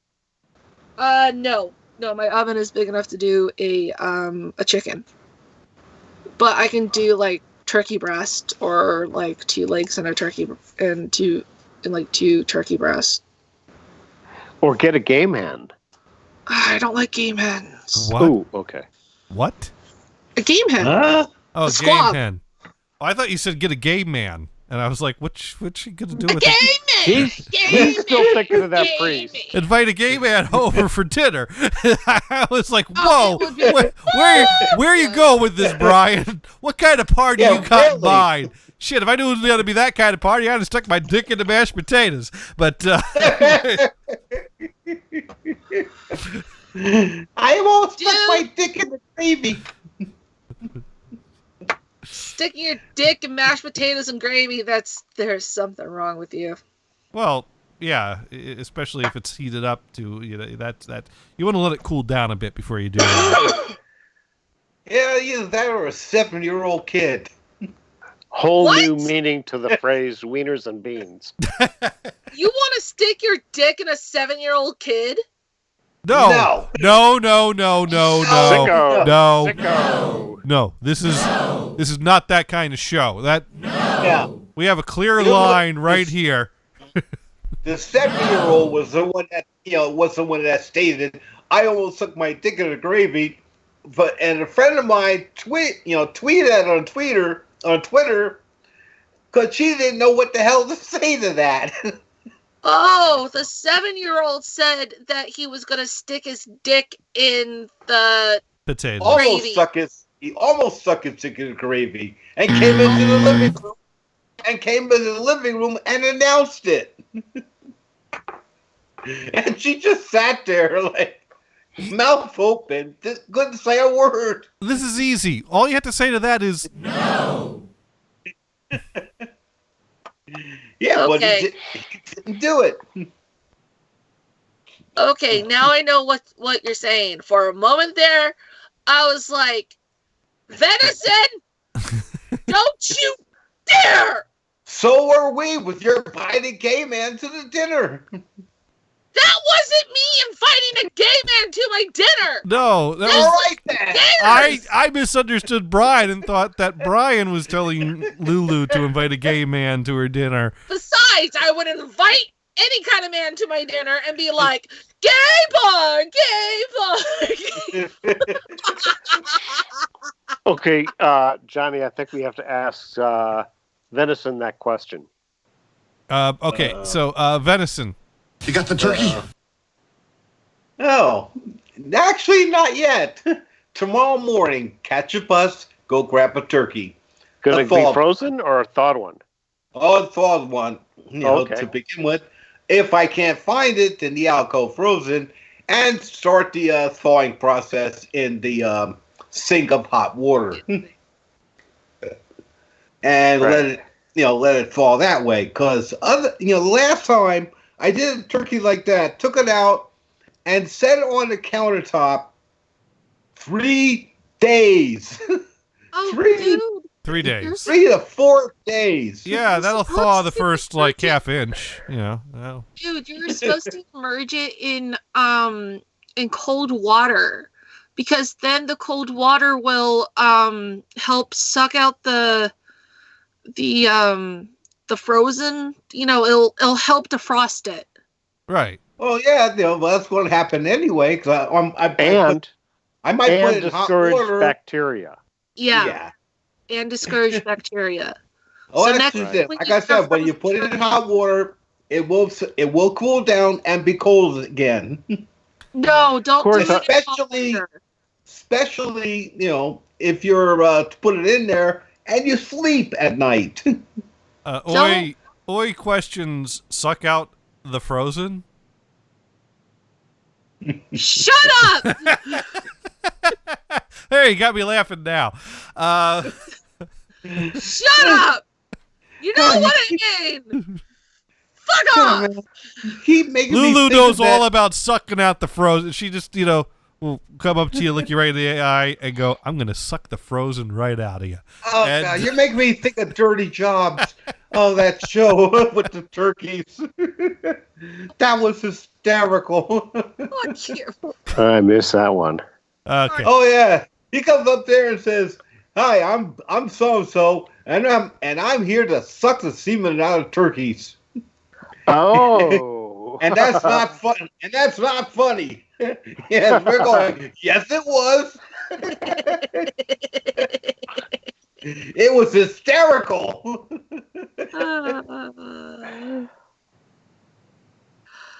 Oh my god. I don't want to do Thanksgiving. And they showed him doing it. It's okay. It's only one day, and then you don't have to do it again for another year. But you do have Christmas coming up right behind it, and New Year's. God damn it. I don't want to do Christmas. I don't either. I don't. I'm too far Okay. away. Rantuff writing in, discouraging bacteria is always a good thing, and so is chastising viruses. And tree. Oi writes No in, present. it's not funny if you've ever had to inseminate turkeys at a turkey farm. That's kind of what they did. And retrieve the goods from the male turkeys. So you'd have to suck the non-frozen out of them and then freeze it to save for later. Yeah. I guess you're sucking out the frozen before you freeze it then, right? Fuck if I know. Yeah, Johnny, you saw the show. Round Tough writing in, skip Thanksgiving. Yes! Just continue Halloween until Christmas. Well, that's easy. You just keep buying candy and eating it. Right. Or And dressing up like a witch. I guess you could just keep buying candy and handing it out to kids everywhere, but you might get people might think you're weird. Here, kitty, you want some candy? Not suspicious at all. I'm Man, deciding. why are you dressed up as a witch and I'm not doing the holidays this candy year. to children? I'm just doing an Because it's extended Halloween! Thanksgiving. I'm just doing extended Halloween. So you here, candy. Take candy. If I stop giving out candy, then I have to go to my family's Thanksgiving gathering, and no one wants that. They don't want me there. I don't want me there. So here, have candy. Break the hearse. No, too soon. Too Damn. soon for the hearse. I don't think Not Ramp Tough knows. antisocial at all. And Johnny went to Catholic school, and he learned that from a priest. Wait, what? I'm sorry. What did I learn from a priest? Sucking the frozen out of turkeys or giving kids candy? Giving You kids learned candy. sucking the frozen out of turkeys from a No, priest. no. Priests don't give kids candy. They give kids flat, unleavened crackers. Dude, There you go. are you even considering those crackers? Like my... I don't know. If you took a bunch of them and tried to bake them into a mock apple pie, it might work. They were... Communion pie. Tastes Oh like my God. apples. Wow. Okay, I know some churches actually have like bread. I know some churches actually have real actual crackers. No, usually it's the Had flat those white thing. fucking Yeah. wafers, and I swear to God that they were like styrofoam that just melted into your mouth. Yeah, you got those too, huh? Yeah, they melt. Yeah. They melt in your mouth. That's how it works. That's what you do. You put it in your mouth, and it just kind of dissolves, and there you go. Yeah, a white plastic chip. Yes. Right, and it sticks to the roof of your mouth. Yes. Uh-huh. Well, if you Yeah. if you put it there, yeah. I mean, it dissolves Well, eventually. I only got stuck in the roof of my mouth once, and it was kind of weird. Hey, you know, that's It's like, the man, one thing. I got to get this Jesus off the roof of my mouth there. That's Right. what you doing And up that's there, the man? one thing that binds the religions together, Christianity and Catholicism, because they use the same communion crackers. Well, the thing is, though, is that it's very different between the because there's some that think it's a symbol and some that thinks it's literal, and that is a key difference. Or someplace in between. Or someplace in between. Well, it either is or Yeah. it isn't. No, there's all kinds of grades of meaning. Ray Tough Running, and anyone just joining the stream would really wonder what this conversation is really about. Oddly enough, we're talking about religion. Where are all You're the asking. for the You're invitation? asking that question on this show? To quote Tom Lehrer, 2, 4, 6, 8, time to transubstantiate. But Where are all the rejects that the invitations that were supposedly given out were just like, oh, we weren't supposed to give you those, but okay. all right, or the drama right again. Okay, so my dad is a pastor, right? Okay, so how many levels have we offended you on so far? ... You should have ended that with 3 dots instead of a question mark. Just for the record. Let's just pretend that you ended that with 3 dots. His church passes out white grape juice so they don't stain the seats. Oh. No! Not the white grape juice! He gets mad when I say plasm of Christ.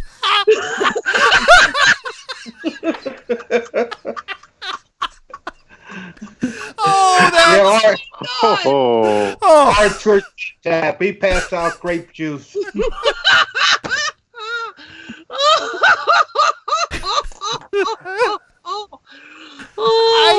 I think that works Plastic chips and grape juice. I don't see what the hang-up is there, Oi. That seems perfectly logical to me. Oh my God, no! Does this mean that, in theory, a church could have 3 communion stations? The bread, the wine, and the white grape juice, so you can get the body, blood, and plasm?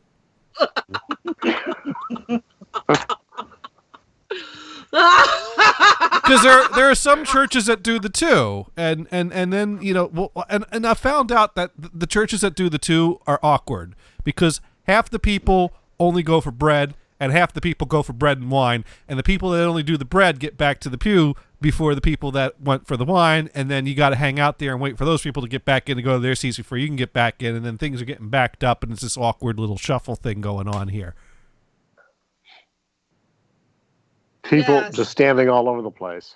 My church did the same thing, and I went up for the wine every once in a while, and it tasted like piss.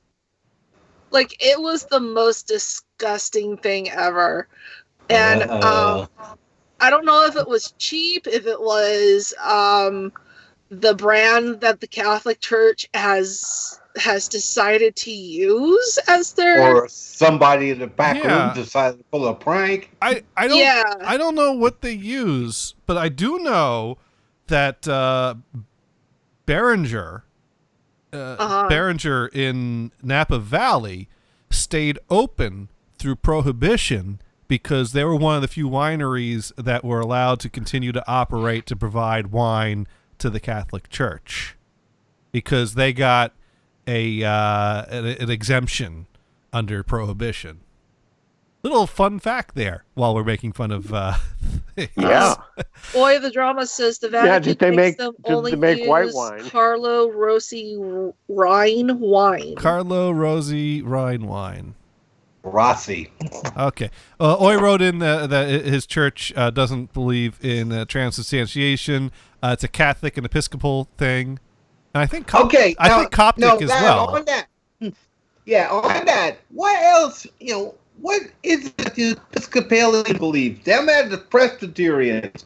Those are two branches I'm really confused about. As I understand it, Episcopalian is very similar to Catholicism, but I don't remember the key difference. Well, the key difference is, the Episcopalian came from the Church of England, which stepped away from the Pope for political reasons. Okay. But is there a difference in their beliefs? Let's see. The Episcopal Church is part of the Worldwide Anglican Communion. Anglicans consider themselves both Catholic and Protestant. So you're neither. In between her. They are Catholic in the sense that they retain much of the go back liturgical and sacramental understanding of the early church, but Protestant in the sense of being a church always open to reformation and renewal. Well, if you go back to Henry VIII, the English church was a Catholic that got divorced. Right. And, because he wanted to force his wife. So he created a religion. And Ram Tuff writes in, I'm not sure Boone's Farm is appropriate for communion. I think, hey, as long as you light a candle, you're fine. Right. Oy the Drama Hey, some places just serve grape juice. Oy the Drama writes in, yes, it's also Coptic and Greek Orthodox. The Episcopal Church basically don't revere the saints the way Catholics or Greek Orthodox do, I think. Well, yeah, that's okay. I think a thing, because I think, what is it, a lot of the churches, they don't do the whole revering the saints thing, or having figures of people because they see that as idolatry, possibly. All right. Now, that's a pretty good. That explains the Episcopalians. Now, what about the Presbyterians? What are they about? I think it all depends on what the fuck you eat. Huh.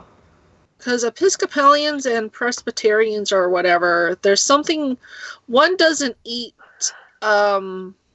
pork. Presbyterian is a part of the Reformed tradition within Protestantism, which traces its origins to Britain, particularly Scotland. Okay. So it sounds like they're a branch of Protestants with bagpipes. Protestants with bagpipes. Let's just call them Protestants with bagpipes. And Scotch. There we go. They have Scotch instead of wine for the Sure, why not? Sounds legit to me.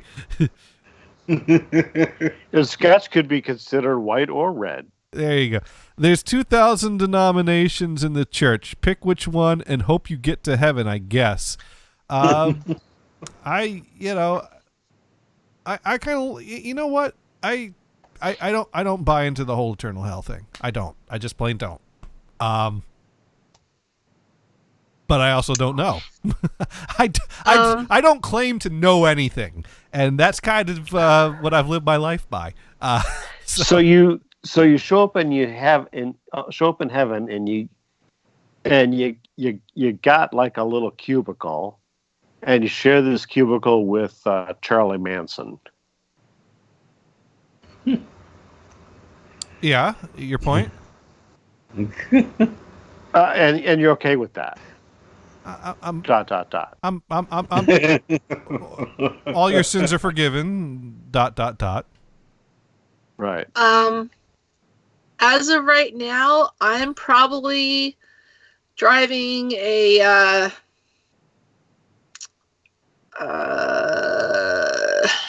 Lamborghini. no, not a Lamborghini. Probably a Mercedes Okay. or a Jaguar.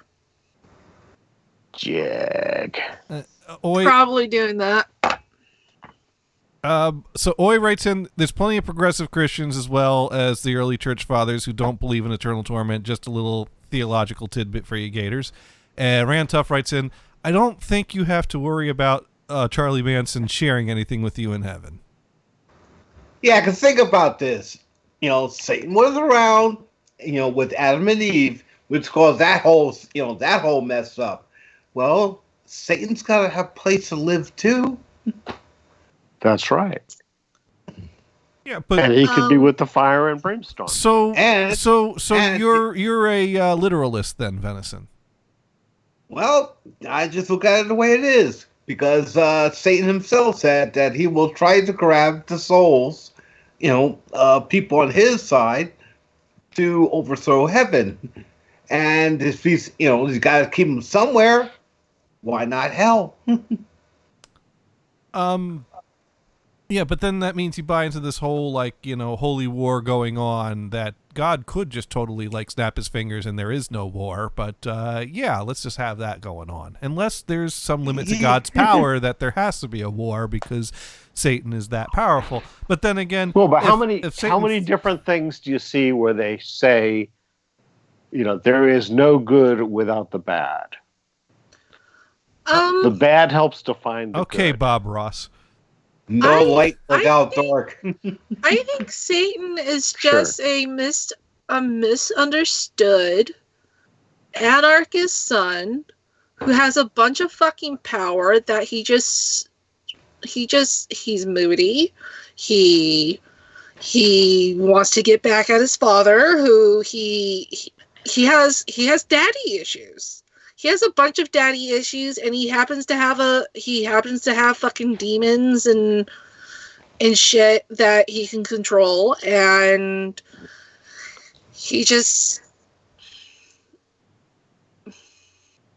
he's nothing to be feared. I feel like we could have done more. I feel like we could have done more with the mock apple pie recipe with the communion wafers. I feel like we're missing out a prime opportunity there to come up with some great baking ideas, and we somehow got. I think deep Satan and- needs a mock apple pie with the wafers. Yeah, I and think dot. that's what he needs. Now, Brian seems to have a problem with Charlie Manson in heaven.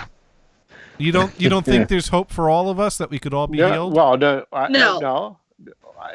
That's not that. I mean, I think Charlie Manson didn't want help. He was doing his own thing. He was having people go out and murder people, rob them, whatever. He was also a very disturbed individual. Sure. In need of serious help and healing if there was any hope for him. Not that I'm trying to make this a show about, poor Charles Manson. Let's talk about him. Because, no, fuck that guy. But isn't there a requirement that you want the help? I don't know what's in his head or in his heart or in his soul, but I think if anyone's presented with the option of eternal torment or get some help, they're going to take the help. Just my thought, If it's laid out clearly for him. I think it's laid and out. I'm guessing that it never was. Well, the idea is that you have to make that decision before death, that there's no chances after death. It's like this magic period of time. And then I think while he was in prison, there was plenty of chance. Well, but there's so many different beliefs of what afterlife is, and who knows what was in his head in those years sitting in prison. But he rambled on so much you couldn't make sense out of half of what he said. Sure, Dude, the guy was nuts. All I'm going to say is you can easily condemn. You could take a absolute extreme example and condemn that, but you condemn one person, you've condemned everyone. What you're saying, as soon you're as perfectly open to sharing a cubicle with a guy like that. Well, that depends on the circumstances you're laying out. Now, if you're laying out afterlife, we don't even know anything about that afterlife. Well, just suppose it's cubicles. Oh, so well, I don't think that's how. I don't think heaven's broken up into cubicles. Just saying, but maybe not. Again, like you say, we don't know. But yeah, that's the thing. I don't know. Maybe Manson is the new Bob Ross in heaven. Because have you seen some of the fucking work that man did that they had to destroy? Yeah, there are so many unknowns here. We don't even know what form we'll be in, if we'll be anything like we are now, what we retain of ourselves, what we don't. So, but all I'm going to suggest is that if heaven is a paradise, then whatever is there will be fine. So, yeah, bring on the Charlie Manson cubicle because it's heaven. Maybe he turns out to be your boss. Well, he'll have all kinds of things suggested. He is good at getting people to follow his instructions, so he does have that quality. Ram Tough writing in, are communion wafers gluten-free? No, actually, that's an issue, is that I think the Vatican came down with a ruling that a communion wafer cannot be gluten-free. Because gluten is part of Christ. Right. You can't have Christ without the gluten. Really? Really? See, this is interesting because it doesn't say that it was made from wheat, does it? I ain't the Pope. I don't eat. I think. I mean, you could make a wafer or a cracker out of rice, right? Or those plastic things that you don't know what the hell they're made from. You can also make it out of fucking flaxseed. No, right. but this was news in 2017. The Roman Catholic Church will not allow its congregations to be given gluten-free wafers or bread for celebrating the Eucharist. The ban comes from a letter to Catholic bishops worldwide published Saturday by Vatican Radio. The detailed guidelines are needed, according to Cardinal Robert Serra of the Congregation for Divine Worship and the Discipline of the Sacraments, as Eucharist bread and wine are widely available for sale nowadays, even over the internet. Bread and wafers used in the sacrament must be unleavened, purely of wheat, and recently made so that there is no danger of decomposition, the letter reads. So let's go to the... we get all that. Yeah. Let's go to the Jewish guy that goes to Passover where they get the unleavened bread. Right.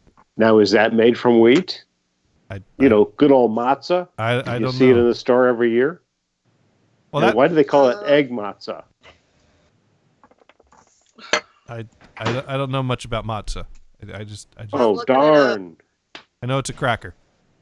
It is. This show has gone into. It is made of 5 grains. We've done a lot of. We've covered crackers in a lot of different categories.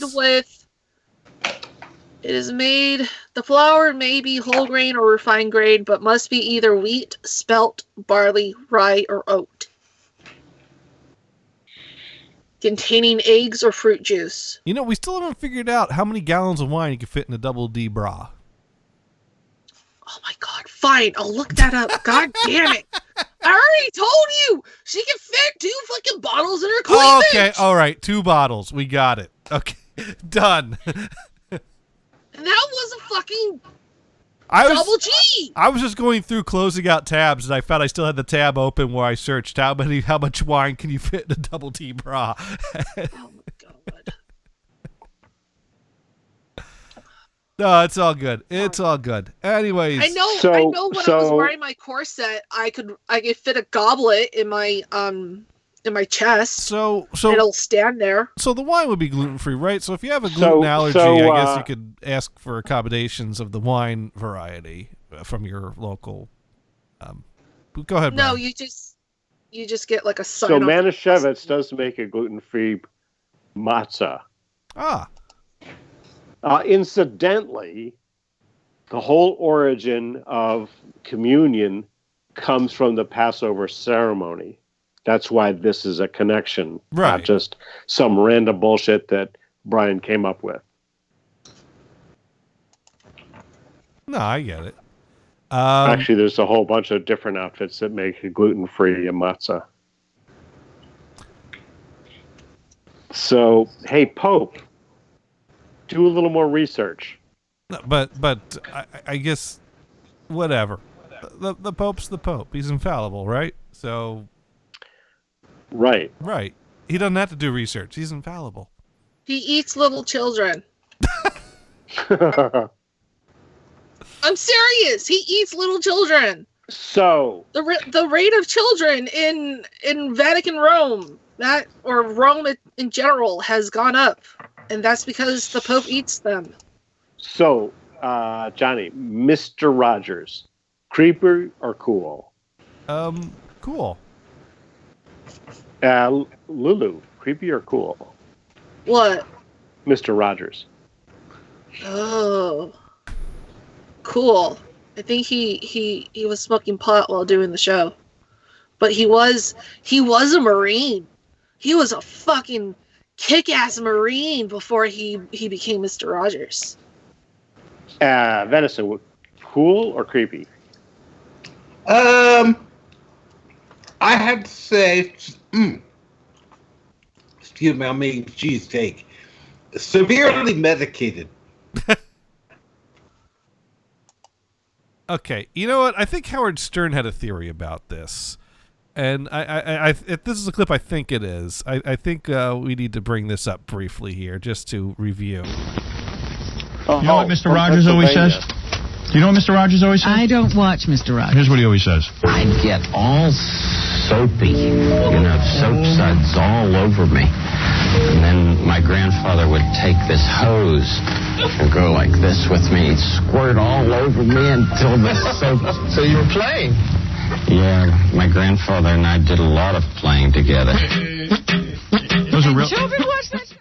So there you go. You can't tell me he was not high at some point. While being Mr. Rogers. He was high on life. You can't tell me. He was high on life. Not high on life. High on life. That bastard was either smoking a lot of pot, doing shrooms, acid, fucking something. I highly recommend checking out the clip of him testifying in Congress and basically winning the funding for PBS. It is something to be seen.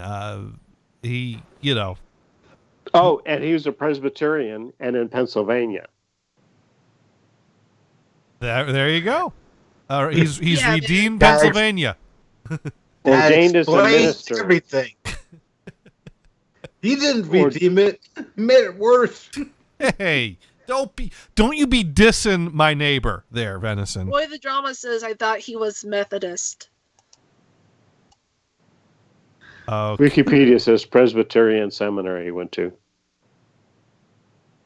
Well, either way, that man was fucking epic. Yes. I remember watching Mr. Rogers. Oh, that was my favorite show when I was a kid. Yeah, and also I think George Carlin was on there too at like the earlier episodes. He was a train conductor. No, that was Shining Time Station. Yeah, Shining Time Station. With the Thomas the Tank Engine. Yeah, what they played, in the middle of that. Oh, wait, no, that wasn't Mr. Rogers. No, that came much later. And originally it was Ringo Starr was the conductor, and then George Carlin. And so my introduction to George Carlin was this friendly old guy that would never say a bad word that was on a kid's show. And then when I found out that he was a stand-up comedian that was known for saying shit, piss, funk, cocksucker, motherfucker, and tits, I was... Zoe Balls... Yeah, I was confused about that, too.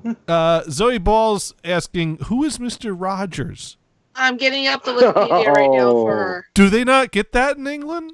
Did we not export that? I am so sorry you've had a deprived childhood.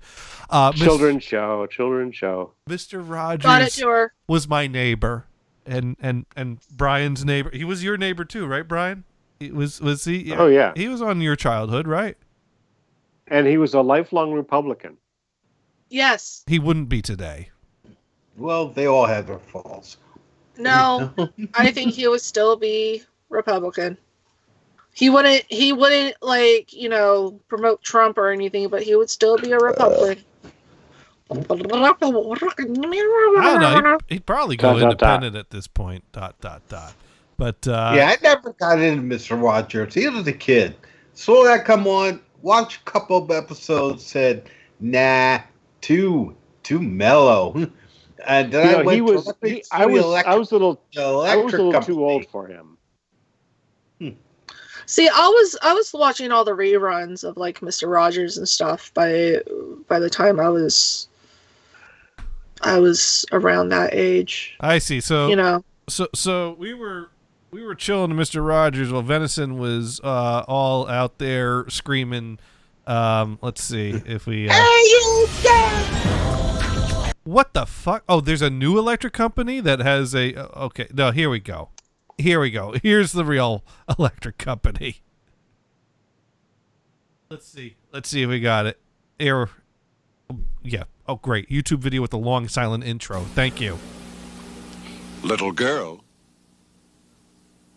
No, I just if you label something the theme song, actually play the theme song. Here we go. We're gonna turn it on. Oh, where's the Hey You Guys? Ha!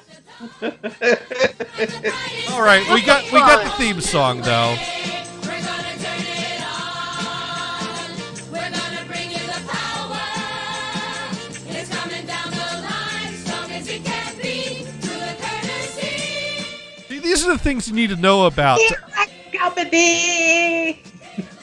You need to know all these different things because Family Guy makes so many references to so many different things. You're going to miss some of them if you don't know all of this. The last word. Crackpot. The last word, crackpot. Okay, that sums up the electric company. Crackpot. Because remember, Peter talked about how he used to have a job with the electric company that didn't work out. At, dot, et, bet. I knew that. Slow it down. It, pit, hit.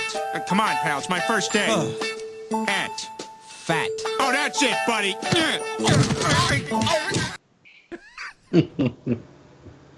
Yeah, okay. There you Lulu, go. in Wikipedia, I see nothing about Mr. Rogers being in the military. Really? That was Bob Ross.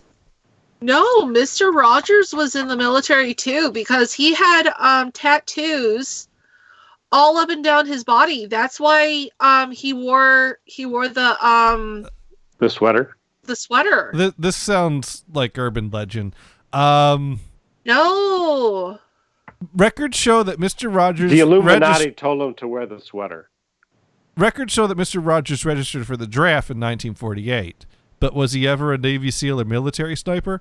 A pinnacle of self-discipline, Mr. Rogers never smoked or drank. He ate a vegetarian diet for ethical reasons. We know he valued honesty and trust. As far as war is concerned, Mr. Rogers likened it to a form of child abuse. Sending a mother or father of a young child off to war would be traumatic for that child, destroying the essential bond with their parents that's so important for their emotional development. To raise a generation which is not abused by war or any other means should be our goal, he wrote to a friend. As you can see so clearly, the abused grow up to be the abusers, sometimes on a worldwide scale.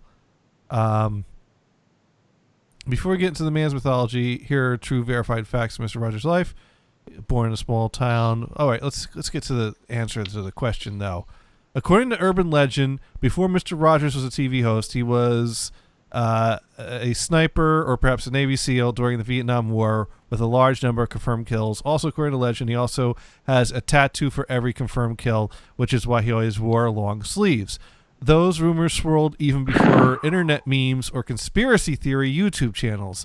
There were whispers on buses between children and in lines at supermarkets. Rogers indeed registered for the draft in Greensburg, Pennsylvania on September 13th, 1948, when he was 20 years old. For years, he was classified as 1A, meaning he was available for military service. But on October 12th, 1950, in his final years of college, Rogers reported to the Armed Forces for his physical, and his status changed to 4F, meaning he wasn't qualified for military service. Those medical records have long been destroyed, so we don't know why he didn't pass. Alas, Mr. Rogers never had a military career. So it's just urban legend. Oh wow! Because I've read articles where it actually said he did. That is weird. When you're looking at the timeline, you kind of go, when would that have happened? He was effectively too old for the Vietnam War. Right. Right. He could have been available for the Korean War. I mean, but it doesn't say that. He registered for the draft. He went in for a physical. He was turned down. So he could have been shipped off to war, but he wasn't. But when you look at the pictures of when he was young, he was probably just a skinny nerd. Yeah. Yeah. So being 4F is not, implausible. Yeah. Because actually my dad... Might have been bone spurs. Entered that's popular. The military in 46, and he signed up for it because he was traumatized by Pearl Harbor, but he was too young to do anything about it. So as soon as he turned 18, he signed up to go in to replace the soldiers that did fight. And so he's the guy that marched up and down the streets of Tokyo as the conquering hero, or at least representing them, those people. Huh. And my dad didn't see any combat. I see. Okay. Well, on that note, we've come to the end of another fun-filled edition. And then we'll have to talk about the military service of Bob Ross, because he did serve. Yeah, he served, and apparently he was in some kind of a commanding role that he yelled at people and decided he never... a drill sergeant in the Air Force. And he never wanted to yell again after he was done with that. Yes, at least we shared that story. Yeah. You don't want to know my military career. Yeah, we do. No, you don't. Yours involved hot dogs on a what was it? Hot dogs on radar. Radar antennas. Hot dogs on radar antennas. Don't. Yeah. It was an experiment. Venison, those weren't hot dogs. Yes, they were. But because the radar antenna is essentially a microwave, so were you cooking hot dogs on it? Yes. Damn, that's cool. Damn, that's cool. Yes. Zoe Balls writes in, I know an ex-drill sergeant who's not so far away from here. Oh my. Oh man, I pulled what? I pulled up the wrong closing music. That's right. I changed the closing music to Yeah. It better not be fucking Jingle Bells or something, dude. I don't want to hear Christmas music. No. I just I switched the closing theme from Pink Floyd to Stereolab. That's all. I pulled up the wrong file. Anyways, on that note, we do try to be an educational show, and this week we actually were. So, what have we learned this week is the question we must ask ourselves right now. And so, Brian, what have you learned this week? So I had worked with this woman that thought that Mr. Rogers was a creepy dude. Uh-huh. As I polled this group, I find out that the average person, we are average people, right? Yeah. We don't think I so. guess. Actually, we're kind of weirdos, but we're average weirdos. It works. Right. So that's what I learned. Most of us don't. Most don't think he's creepy. think he was cool and probably high. Okay. Yeah. Lulu, what have you learned?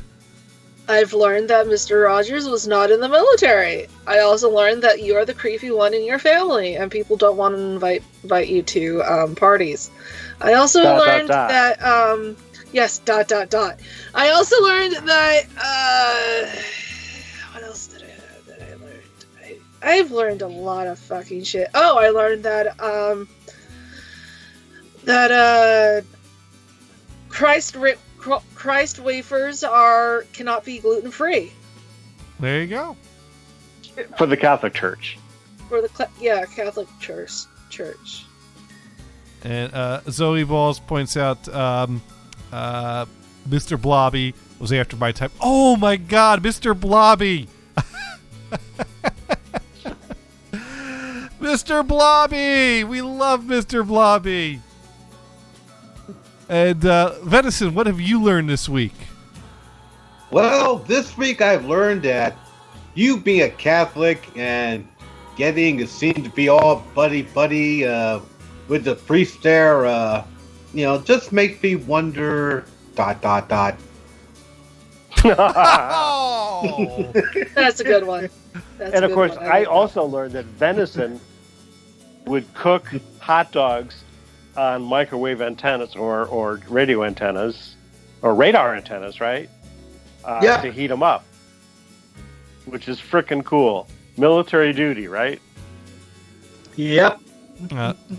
Zoe Balls, he has more stories. I remember one show that Venison did where he was talking about some of the stories, and I think they're actually fucking cool, and that he should actually talk about them on the next show. Sure. If I can remember most of them, but yeah.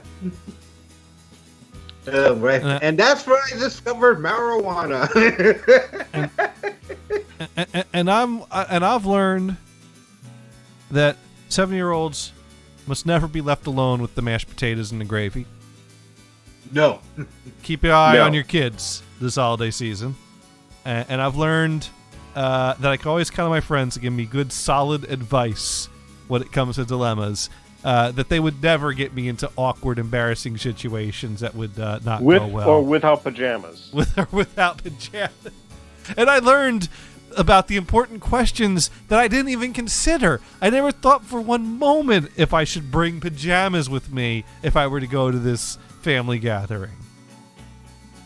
And I've also learned that I almost forgot about this great song from our show archives, which was a Christmas #1, apparently. And Oi also taught us about the plasm of Christ. I think we all learned about that. Isn't that Plasm right? of Christ. The plasm of Christ. And speaking of pajamas. Pajamas. So this friend of mine told me, I think he was down in LA and there was this earthquake, that was at night. So everybody's running out of the house. Uh-huh. And this one dude points at another guy, hey, dude, you're naked. And the other guy says, hey, so are you. Yeah, that's how it works. Right. And Without pajamas. There's something else I've noticed too. About people who watch Mr. Rogers versus the people who watch Sesame Street Electric Company. For some reason, the ones who watch Sesame Street a little bit more rambunctious, a little more outgoing. The ones that watch Mr. Rogers, I've noticed this. People with glasses, nerds, very timid people. Venison, who are these people that were only watching one of those two shows? Sesame Street and Mr. Rogers were on back to back. There was no reason not to watch both of them. There is no such thing as Sesame Street watchers versus Mr. Rogers watchers. You watch them both. No. And actually, I didn't watch either of those shows because I was too old when they started. Whatever. I don't know about you, Venison, but I was watching Mr. Rogers' Sesame Street, Reading Rainbow. That's all you're allowed to watch, right? No, there was plenty more that I was watching. Okay. Blubby, I blubby, just- blubby, blubby. I just know those three off the top of my head right now. I was more into the cartoons. Okay. Well, we had to throw on yet another closing song because thank you, Zoe, for bringing up one of my favorite bubblegum records.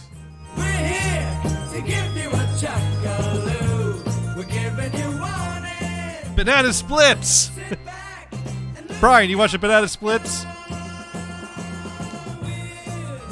And Zoe, I never heard of Bill and Ben. Find the Birds of Stingray? Hell Hey, yeah. Brian, you still there? Heard it.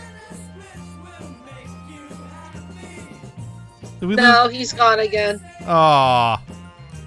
Well, anyways, we all learned a lot, and Oi learned what else is in my record collection. Did you see the new Banana Splits? What's that? Did you see the new Banana Splits? No, I haven't seen that yet. Yeah, it's pretty gruesome. Yeah, I don't. That just seems wrong to me. But Of course it's wrong. But it's got everybody curious. But All right, good night, guys. Good night. Good night, everyone. Good night.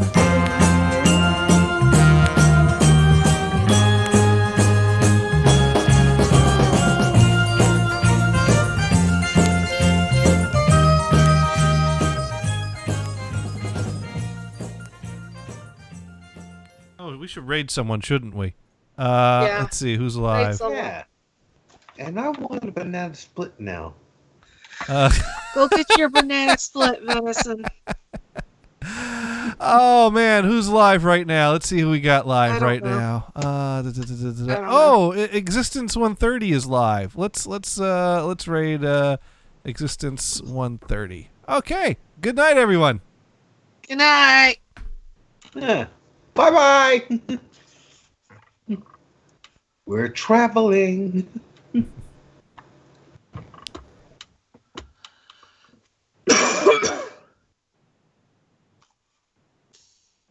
Wonderful.